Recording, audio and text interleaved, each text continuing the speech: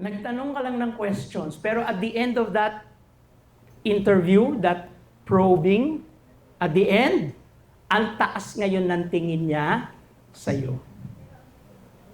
I'll give you an example, okay?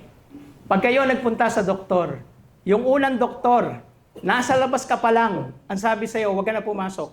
Nadinig ko yung ubo mo. Inumin mo to, bili ka nito 3 times a day, okay? Tapos after 1 week, bumalik ka sa akin. Okay? Eto na.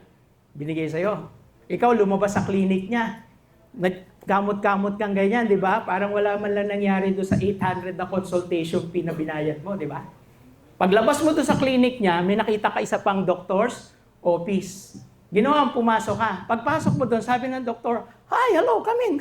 What's your name?" "I'm Leo." Di ba? "Hi, Leo. Kumusta ka?" "Sir, naubo ko. Matagal na ako." "Ah? I'm good." "Sir, tagal mo na kasi ganyan. Okay, sige, ganito gawin natin. No? Matagal na ba yan? Matagal na po yan. Okay, magpapa-lab examination tayo so I can tell you exactly what's the problem. Okay? So nagpa-lab exam ka, bumalik ka sa doktor, sinabi ng doktor sa'yo, alam mo, ito yung problema. Okay? You have an infection, you blah, blah, blah, blah, blah. Ito gawin natin. Uminom ka nito 3 times a day, then after 1 week, balik ka sa akin. Okay? Alright, so ginawa niya yun. Ngayon, nung lumabas na siya doon sa doktor na yun, tinignan niya yung dalawang reseta. Yung una, galing kay Dr. A, okay? At yung pangalawa, galing kay Dr. B, right? Guess what? Surprise! Parehong-pareho. Yung gamot, yung dosage, kung gaano katagal niya inumin. Right? Pero kailangan niya bumalik. Right? Kanino siya babalik? Kay A or B? Kay B. Most of us will say kay B siya babalik. Why? Because B showed concern. When you ask the right questions, you show concern to your prospect, your clients. And when they see your concern, they like you more than the others. Suddenly, hindi ka na salesman, hindi ka na saleswoman. Ikaw ngayon ay isang expert, consultant.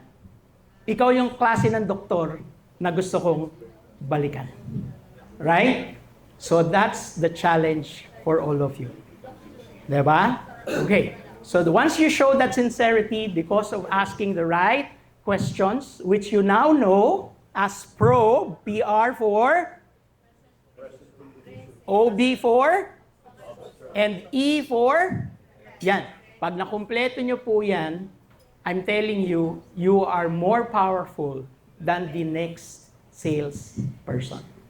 Alright? So with that, kayo po ay makakabenta. Okay?